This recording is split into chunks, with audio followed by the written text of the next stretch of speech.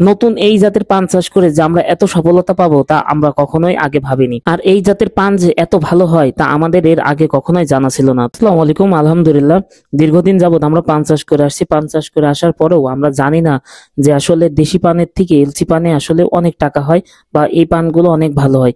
আমাদের আঞ্চলিককে আমরা দেখছি যে আসলে এলচি পান কখনোই কেউ চাষ করে না। তো চাষ না করার জন্য আমরা ভয় পেতাম যে যেহেতু এলচি চাষ করলে হয়তো বিক্রি হবে না বা কি হবে, আমরা হয়তো বিক্রি করতে পারবো না, এই কারণে আমরাও কখনো এলসি পান চাষ করিনি। তো এই বছরে আমরা 5 কাঠা জমিতে নতুন করে এলসি পান ঘিরছিলাম যে দেখার জন্য যে কেমন হয়। আমরা যেটা ভাবছিলাম যে তার থেকেও, আমাদের ভাবার থেকেও অনেক বেশি ভালো পান হয়েছে। তো আমাদের জানা ছিল না যে এই জাতের পানগুলো আসলে এত ভালো হয়। তো অন্যান্য গাছগুলো খুব প্রচুর পরিমাণ মারা যায় আমাদের দেশি যে পানগুলো আছে, কিন্তু এই পানগুলো অতটা মারা যায় না। একটু পানি বেশি লাগে এই পানে, তো আমাদের দেশি পানে একটু পানি কম লাগে। পানি কম লাগার কারণে এই পান অনেক বড় হয়, যা ধারণার বাইরে। 1 পণ পানের দাম প্রায় 100 থেকে 200 টাকা বা 200-300 টাকা পর্যন্ত এই পানের দাম হয়ে থাকে। তো আপনি দেশি পান চাষ করে দেখা যাচ্ছে এত টাকা কখনোই বিক্রি করা সম্ভব না। আর দেশি পানে দেখা যাচ্ছে যত বড় বড় পানই হোক, এত বড় পান দেশি ভুঁইতে কখনোই হয় না। আমরা আমাদের এই 5 কাঠা জমিতে মাত্র 3 পণ চারা নিয়ে আসছিলাম, যেটাকে গাছ বলে। আমাদের এখানে 3 পণ গাছ নিয়ে আসছিলাম তো 5 কাঠা জমিতে লাগানোর জন্য। তো যেহেতু গাছগুলো অনেক বড় বড়, সেক্ষেত্রে আমাদের এই গাছগুলো 5 কাঠা জমিতে 3 পণ পানে আমাদের 3 পণ গাছে আমাদের হয়ে গেছিল। তো ওই গাছগুলো আমরা একটা একটা করে গাছ আমাদের মাটিতে পেড়ে দিয়েছিলাম। তো মাশাল্লাহ, পেড়ে দেওয়ার পরে ওখান থেকে প্রতিটা গিরে গিরে থেকে একটা করে চলতে ছেড়েছে। তো চলতে গুলো গাছের থেকে অনেক মোটা মোটা এই গাছের। তো যেই চলতে গুলো আমরা ধরে ধরে বেঁধে আমাদের গাছগুলো বানাইছি। তো প্রথমে একবার আমরা লাগাইছি, যেবার সেবার আমরা নামাই দিছি।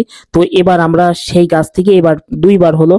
তো এবার নামানোর আগে আমরা সমস্ত পান ভেঙে নেব, যে এত পান সহ তো আমরা কখনোই এই পান নামাতে পারবো না। তো যেহেতু ভাঙছি, প্রায় আমাদের এখানে প্রায় 200 মণের উপরে পান হয়েছে। যদি সর্বনিম্ন বাজারও হয় এটা, তাও আমরা 120 থেকে 40 টাকা বিক্রি করতে পারবো। তো ভাবেন, যদি এর গত হাটে আমরা পান ভাঙছিলাম, তো এই পানগুলোই আমরা বেচছিলাম 110 পণ পান ভাঙছিলাম আমরা এই জমি থেকে। তো সেই পানগুলো আমরা 160 টাকা করে বেচছি। তো সেই জায়গায় আজকের আমরা এই পানগুলো যদি 150 টাকা করেও ধরি, তাও 200 পণ পান প্রায় 30,000 টাকার মতো পান আমাদের এখানে আছে। তো এই জন্য আমরা এর আগে শুধু এটাই না, অনেক বিক্রি করছি। বিক্রি করার পর আমরা দেখছি সব থেকে এই পানটাই আমাদের লাভজনক এবং ভালো।